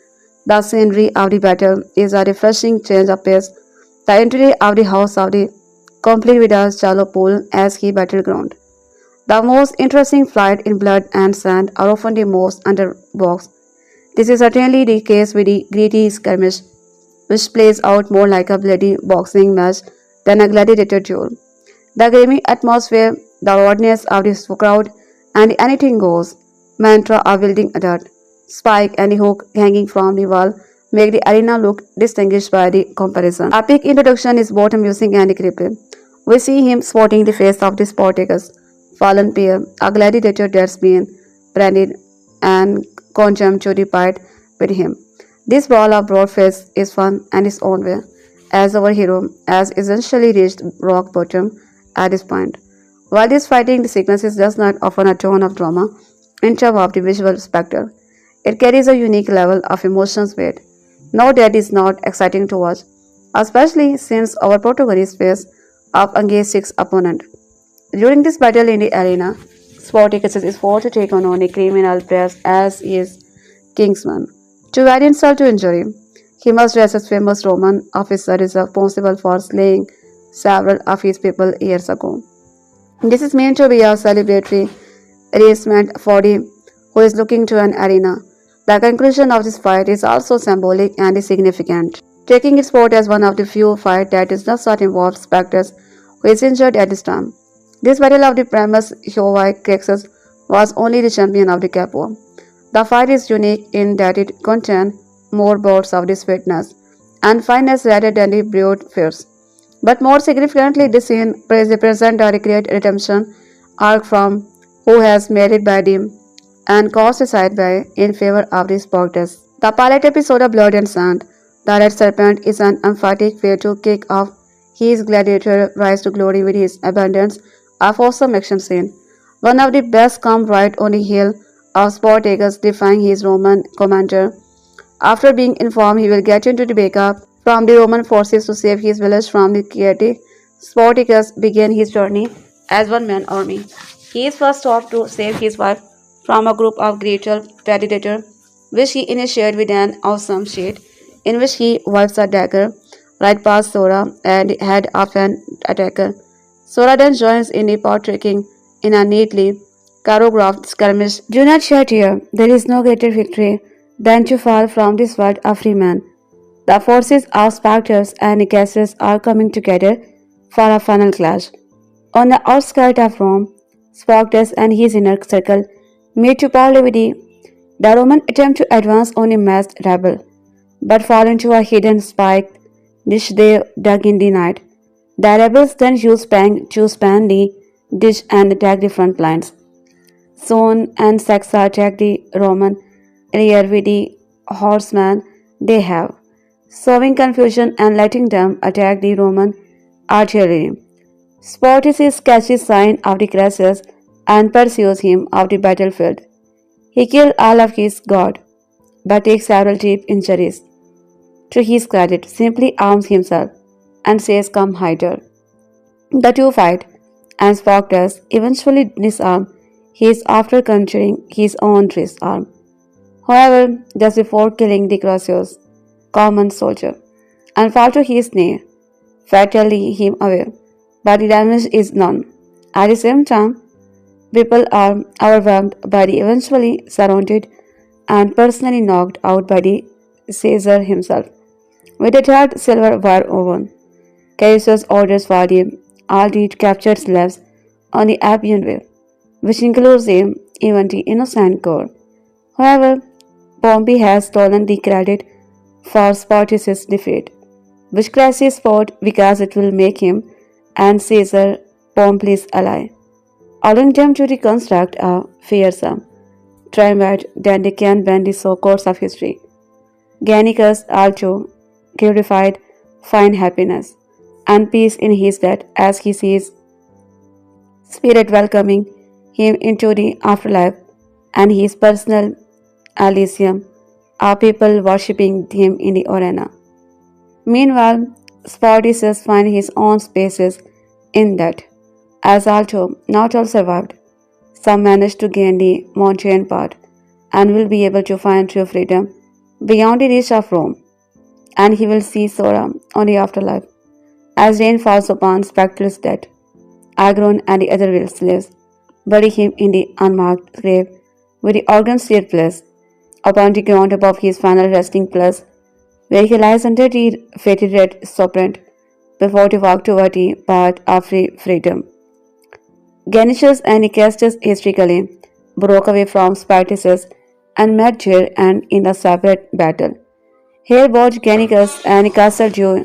A separate example is the Ganius seeing a vision of the Oneimatus before him as he dies on Necros.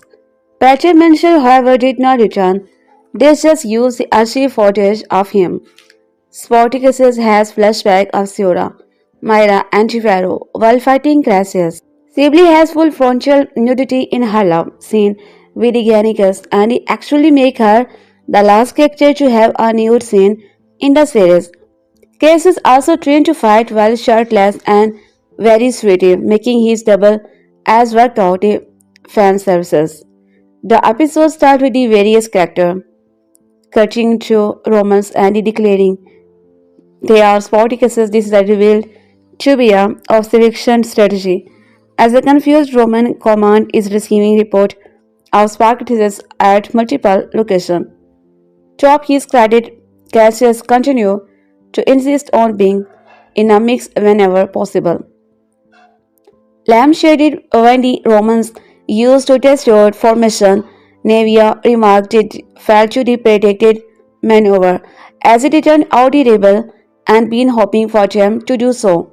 As the plan was to pull out later, hidden beneath the ground and climb over the shared information.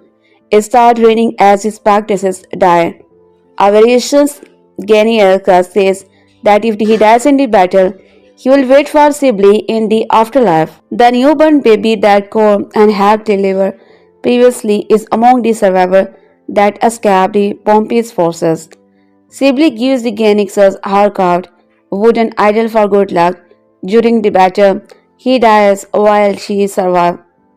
Argon manly care, Auricus, absolutely weeps when Spartacus dies in front of him. Crassus starts crying in horror when he hears Jetty report care to get back at him. God resources Crassus is that he is good man who does what he must. When looking upon just lives being the glorified, including the core herself, Crassus tells Castor that I do what I must. The episode opens with a nod to the famous I am Spartacus moment from the movie. Not so above it all, Sibylle is a cute and an all-loving hero, but even she stated that she is prey for the Roman to fall to better man. Crassus forces defeat Spartacus, but Crassus does not get to deliver the killing blow. Pompey takes all the credit for the victory, and with his son dead and lover purified, it's clear Crassus has not everything except his status. And if go by historical record, his wife has plenty of affair with other men, to the point that the Romans joked about none of their children looked like him. Caesar was in fact one of her partner. Sora was fully nagged when she was taken by the clever man in the red serpent. Spartacus flashback to his show, our red dresses uncover her modesty.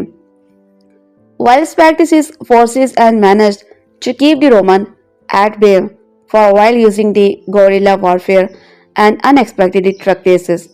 In a battle with their army seriously depleted, engaging superior numbers of the Roman Empire, they are finally defeated. Even for a series where Hollywood healing is an abundance organ, hands are crippled from his crucifixion in the previous episode, to the point he can longer hold a sword.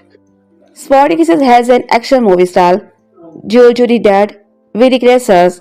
Spartacus has an action movie style due to the dead with the creatures as we fighting the final antagonist of the series. But since he is the figurehead for the whole rebellion and creatures the imperator, he is killed from behind by the adult soldier. Core may have justified reason to defect to Spartacus' side, and Croesus may have been genuinely in love with her. But if she was not punished by him, then the Senate would have done so. As he lies dying, Spartacus must the finally see Sora again. Janicus also says that if he dies in the battle, we will wait for Sibyl in the afterlife with the ornaments and militia to keep him company. As in real life Rome, the rebellion's strategies are countless, intelligent, and effective. But Romans simply refuses to run out of men and even fire artillery. They know that will hit their on to gain the edge when they start losing ground. In a most agonizing yet authentic example, Spartacus goes too well to the kill, Croesus the elite and each line and comes within a hair breadth of killing him. Croesus is able to put up a pretty competitive fight against Spartacus, perhaps the sole Roman in the entire series, to ever go to a term with him. But Spartacus had already taken a few nasty injuries from fighting his way through to the corner Crassus. Crassus did get a nasty head wound when he tried to take care of Spartacus on a horse and got himself slashed on the head for obvious reason. Spartacus clearly was the worst of the two of them, even them. However, Spartacus still proved himself, start out fairy, even, and not even a Crassus signature movie of a bare-handed blade block. It is hard to believe that this series, which has made more than its fair share of struggle, both with the uncharmedly passing of original series, lead Annie Whitfield, and the sheer amount of people who wrote Spartacus off early unmistakably, believing it to be for purely puerile interests, actually made it as far as this program did. But as we approach the final episode of Spartacus' War of the Damned, the series easily illustrated how it managed to become one of the most consistently enjoyable, well written and yet tragically underrated programs on the television. And as the series progressed toward the end, which will certainly be thought of coming too soon, it was clear that even a story could have been decompressed and drawn in the smaller stroke. The road to victory had been given the considerable thought by Stephen as Dick Knight and his team of writers, which is why even the final hour of Spartacus would have an enormous amount of heavy fighting to do. The opening sequences, which also serves as a nice homage to another Spartacus, perfectly illustrate the message of the series and the legacy of all these characters we have come to know and feel something for. Admittedly, in that opening moment, when Gannicus utters the phrase, I am Spartacus, it felt as though some tricky might be afoot. But rather than the play games regarding the immutability of their character, Fate, the writer, simply and effectively demonstrated how the name Spartacus had become something more important than a single man. The name Spartacus is something as powerful and legend with the meaning as a bringer of rain was to Batiatus before. It will become the synonymous with his dome. The name Spartacus had been transferred into a symbol and a movement that could be embodied by all those thirsting to be free. That notion is made clear one final term as Spartacus and Janicus have a quiet discussion wherein they discover how the radically divergent path and come to an end in pretty much the same place. Willing to die so that the other could live to carry on that this minute what the name Spartacus truly meant. The Thracian sums it by saying, life is what define it, not the death of Romans, nor over, nor those that follow us into the battle, but the life of Sibyl, or later, the mother and her child. They are all Sora, and I would see them live. That establishment of the series, intent and sharp delivery of the message allowed victory to gradually become an intense and breathless wave of action that gleefully toyed with the viewer, expectations without disrupting the purpose and meaning of the incapable climax from the onset. It was clear how outboard Spartacus was, how silly it seemed for him to take a stand against the might of Rome. And in this instance, we are reminded of how cases fell and still. Despite the insurmountable odds and the certainty of his fate, Spartacus puts on a brilliant showing, and for a brief moment, the viewer is invited to believe that history can, in this instance, anyway, be rewritten. Spartacus' cunning and relentless drive puts the Romans momentarily on their rail, especially when Gernicus arrives, dividing the army's attention and narrowly missing the Gracchus and Caesar with a barrage of Roman spear. But as soon as Luco, swinging a flaming hammer, outed, the momentum began to shift, and familiar characters are sent off to the afterlife, whether we know them from the first moment of the series, during courts of the arena, weekends, or even during war of the damned, as each character fall in battle. Their death land with a astonishing impact, but victory does not settle for simple one and done. Confrontations instead, a delight with a moment like Spartacus knocking Crescens from his horse, then, after pursuing him atop a hill and slaying the several of his men, halting Crescens' signature technique and using it against him. It was like the battle itself, a losing endeavor, but one that was filled with some incredible and unforgettable moment. And while the battle was won for Rome, sort of like history, would remember it. The cost was great on both sides. Crassus would have his victory, but adding spends after utter glory and wars, the life of the core. Meanwhile, Gernicus found in something worth living for and wound up crucified for it, but is greeted in the death by the ominous and the roar of the arena.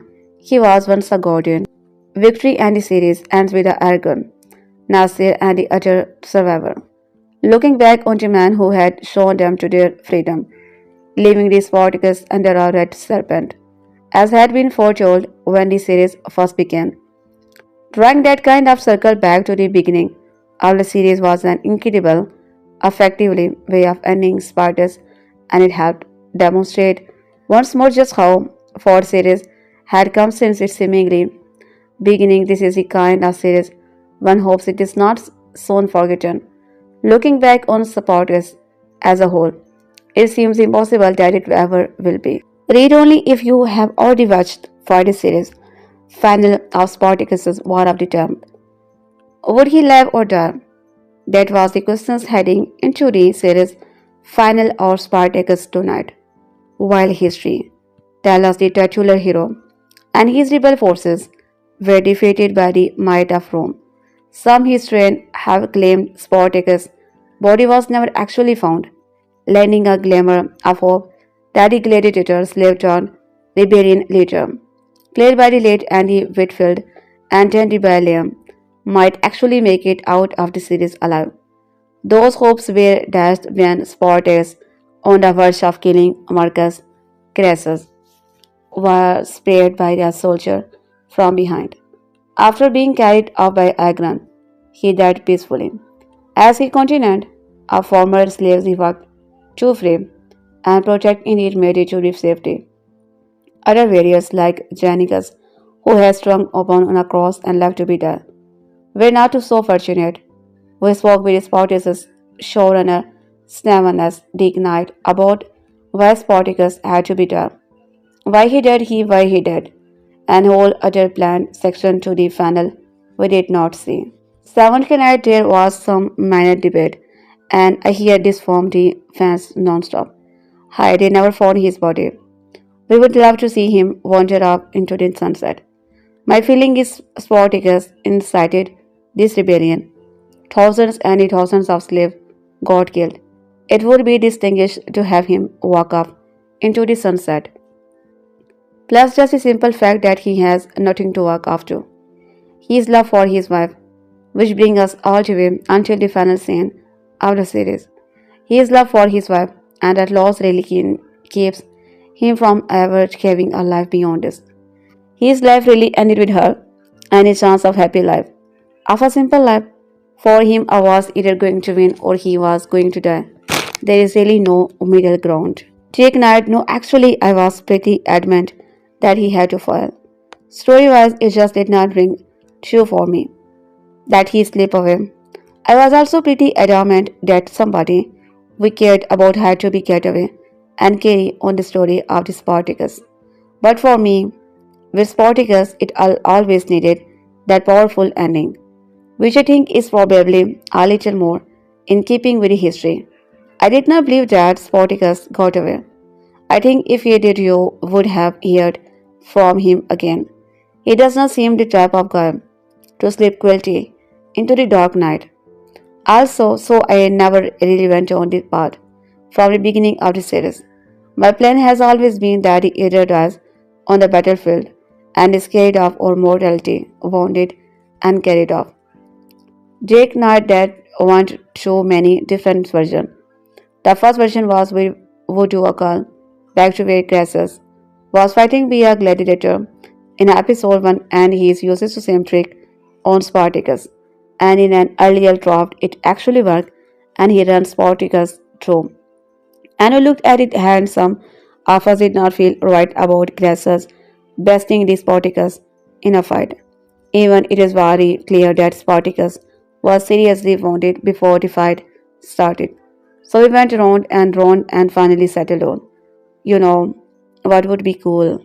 If Crassus does not the same trick and Spartacus stop him and almost kills him, which was much better. And then I also wanted to mirror a little bit of how Crassus dead. That basically these two giant dead by being stabbed in the back. Jake Knight reacts another one. That scene very difficult. I must have written 6 or 7 different versions of that scene. Early on, he did not see ominous in his final moment. He just started his Spartacus name in defiance, and that worked okay. But it needed something, so I added in seeing ominous because I thought that really wrapped up everything Janicus was always saying about seeing his brother again on the shores of the afterlife. And Onimus drank what seeing him and Malicha would greet Gannicus in the afterlife, so I added that part and it worked pretty well. And then really I think the master stroke came from our director Rick Jacobson, who really orchestrated that transition on the cross. The arena and the Janicus returning to the only true home he ever had. The only place he ever felt he belonged. Oh yeah, I remember finishing the first draft of the script that the first draft was actually about 15 pages longer than the final draft. There is an entire middle act of action that we cut out where Spartacus sets up this trap where they draw one of the legions of Crassus in and the legion thinks they are attacking the Spartacus ragtag village. But everyone has left and the place has been drenched in oil and set it on fire and basically burned the legion. And originally that's where Lugo dies. In the same way. But the script was way too long. We wanted to keep it on. But my feeling was it just kind of delayed what the episode was really about. So we had to ship that out and Lugo got to live a little while longer. But I remember handing in the draft of the script and my first thought was, well, we will never be able to shoot his. I mean, it's just way too big for TV schedule and the TV budget. We had a lot of talk.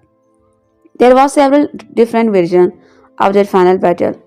Of it basically the same element, but we finally got it down to the point where it was only just impossible to shoot and Eric Jacobson, director. Just did a phenomenal job. I think it's the best work of his career. He really spearheaded it and somehow by Cook with a little bite of crook. We got it all on the screen. I looked at it, quite frankly, and I am shocked at the scale we were able to achieve. Considering the amount of time we had to shoot it, I think it's really unlike anything that's ever been seen on television. That night, that was Rob's idea, and I thought that was absolutely brilliant. He really wanted to give a note to everybody who had a speaking part on Spartacus, and we also wanted to find a way to pay tribute to Endtime in those final moments. And I have always loved the end credit on this show, and I thought that was just the perfect way to go out. Jack knew it when it was sold to the store. It was very much sold as an R-rated action series, and as we started working on it, we started to layer in the bigger element of love and romance. We received an incredible amount of attitude from stars. We received an incredible amount of the attitude from stars, especially in that first season, where they let us to do pretty much whatever we wanted because they had this amazing trust in us. A lot of people out there who don't watch this, I think it's their soft care, really violent, thrashy gladiator show. But we always were shooting for something more. We were always shooting for a deeper emotional story, and I am very proud of that story.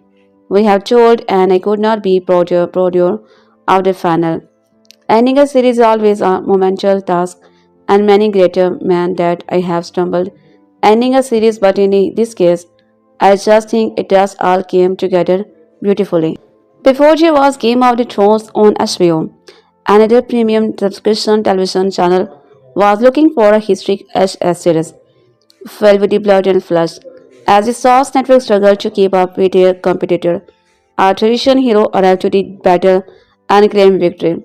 Spartacus, the show lasted for season as of one of the most popular premium network television shows in history. If you have not seen Spartacus for yourself, you can check it out on Netflix's Be Warned.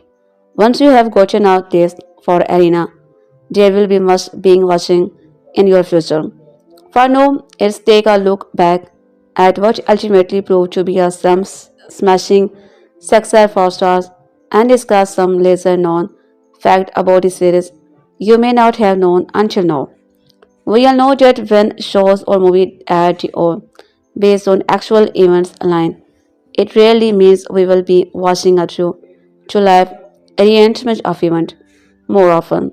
The truth is stretching thin over the fiction. Don't get us wrong when we say Spartacus was based on the historical event and characters. We are not checking national geography levels of accuracy here, but just how closely they stick to what is known about the overarching story of Spartacus from the page of history may surprise you. Take the titular character Spartacus himself. The main history known was in fact, as the show portrays a Thracian gladiator who was enslaved and forced into the gladiator combat by the Roman. That man later escaped and was an instrument figure in the Third Survival War, a slave uprising that took place between the 73 and 71 BC. If you have watched the practices on stars, you may also recognizing a few other names of men who were leaders of that rebellion. The names Crixus, Anomius, and Gannicus should ring a few bells for fans of the storm. Yet there were also actual people who actually took part in an actual slave revolt. Even the historical record of the, Even the historical record of the Third Survival War contains some disagreement on the final detail of where some of these men came from exactly what roles they played in history. So the show's writers had plenty of living when creating their world and the character within it. But the blockbuster show again began with one foot planted solitaire in history and it began filling in the blank from there. While taking a few names overhead between the nap in app history, clause and turning them into a television series may not. On the surface, a sound like much attention was paid to the actual history of Spartacus and the Third Survival War. Those real life events affected the show on many levels, and we will get into it a bit more later. First, let's talk about what a big deal the show was for stars.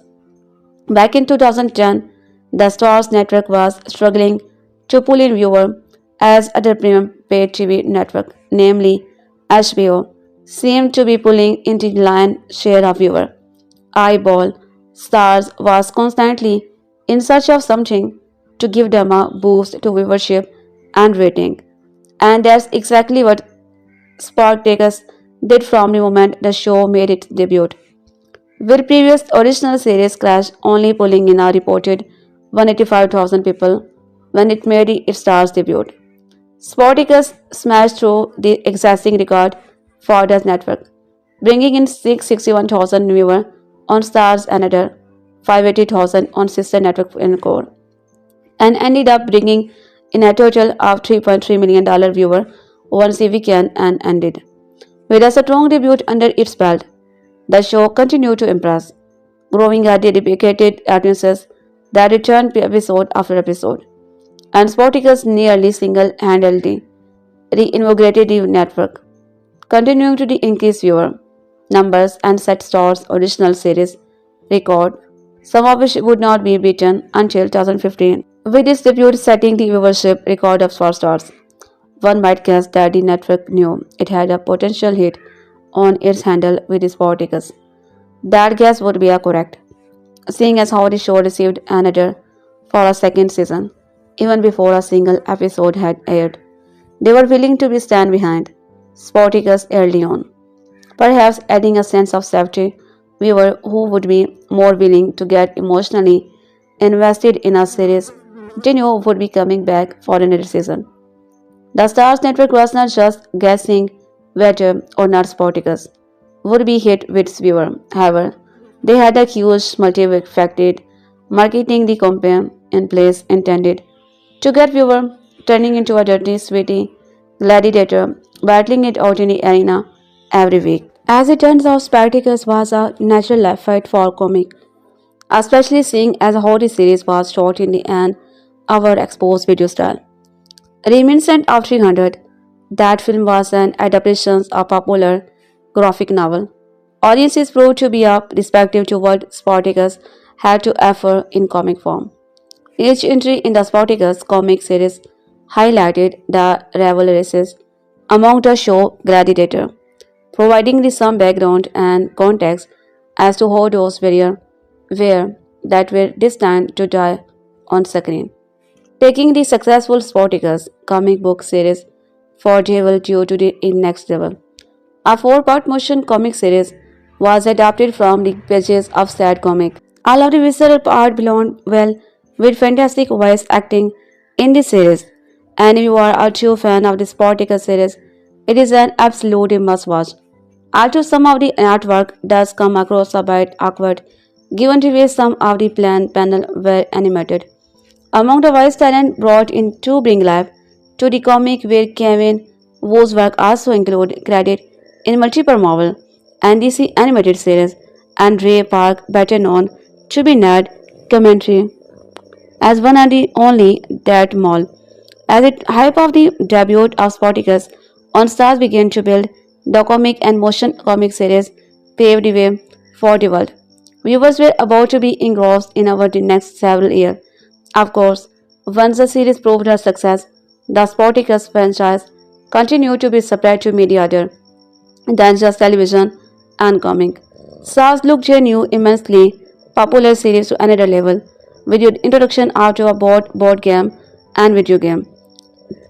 Tabletop game publisher Gale Forces 9 released Spartacus, a game of blood and treachery in 2012, with a limited release that year's Gone event, gaming the convention, and general release later that same year.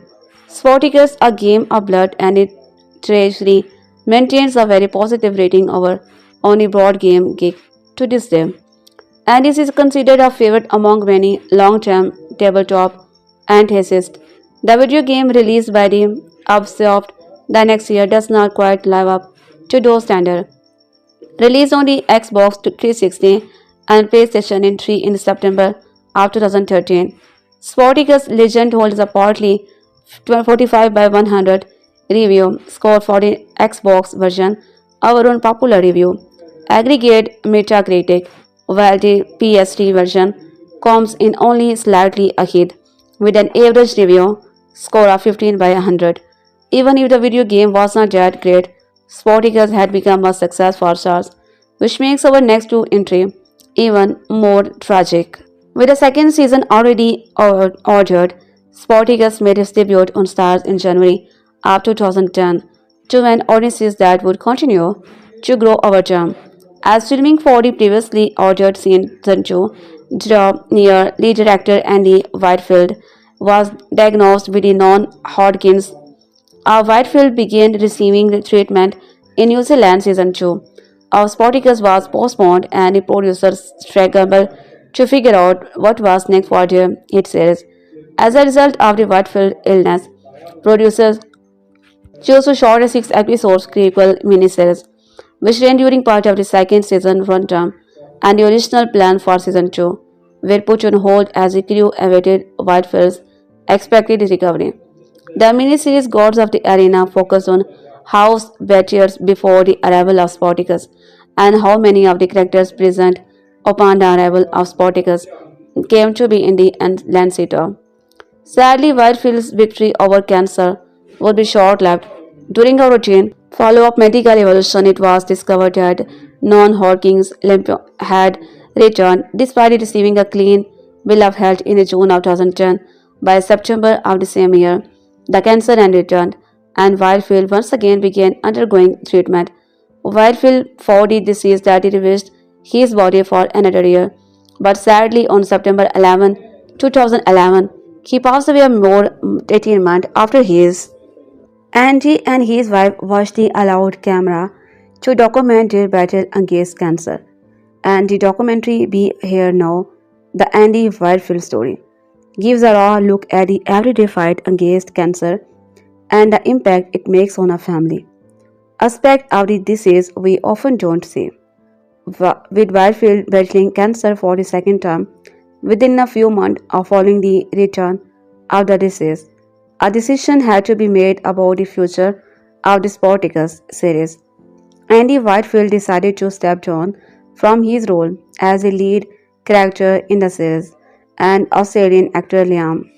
Despite being forced to move on without their original leading man, Spartacus continued for 2 more seasons following the prequel miniseries with a family. Interest as a titular character, the drama heightened as the slave revolt began in the season titled Spartacus Vengeance, coming to a conclusion to the end to the fourth and final season. Spartacus War of the Damned, but why would Starz being such a popular show to an end permanently? Viewer number remained strong and the series could have easily continued. To answer the questions of why so soon, we turn back to that historical accuracy we spoke of earlier. You see, at the end of the real church survival, war history tells us that Spartacus more than likely dead, as he does at the end of a series. As we mentioned earlier, writers and the producer were obviously filling in the detail with drama and action created from their imagination. But the overall story was based on historical event. So when the show creator reached the point in the historical record where Spartacus dies in battle, they decided to bring their story to a close right there. The writers could have easily just added their own spin on things from this point, straying from the historical record for the sake of a few more seasons of television.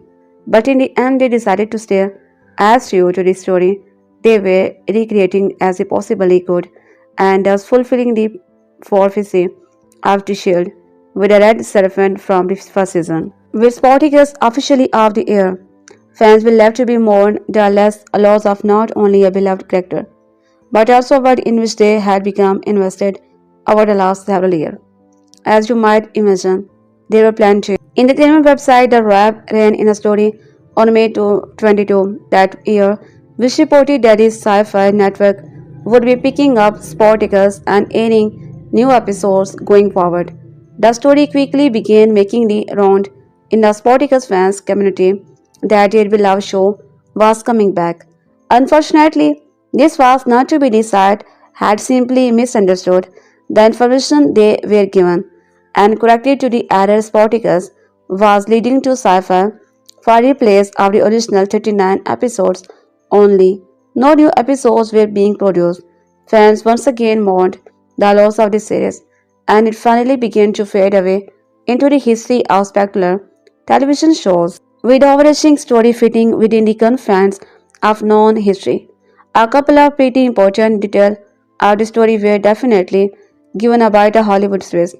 For starters, there is not really much historical evidence to support that the end goal of the Third Survival War. The second detail which the series wrapped up nice and neat, but does not quite smash with what we know, was the death of Spartacus himself, while scholars of the time seem to be agreed that Spartacus did in fact die during a battle with the Roman legion. It's also said that his body was never actually recovered. His forces were routed during the battle in which he likely died. However, so undefined bodies covered the battlefield, and thousands more survivors were captured and crucified along the road between Rome and Coppa. So while it's doubtful Spartacus went on to lead a full life following the final defeat of his forces, he certainly was not placed in a nicely marked grave for all to admire. If you have not seen Spartacus for yourself, you can check it out on Netflix. We want once you have gotten a taste for his arena, there will be much binge watching in your future. For now, let's take a look back at what ultimately proved to be a smashing success for Starz and discuss some lesser known fact about the series you may not have known until now. We all know that what when shows or movies at all based on the actual event line, it rarely means we will be watching R2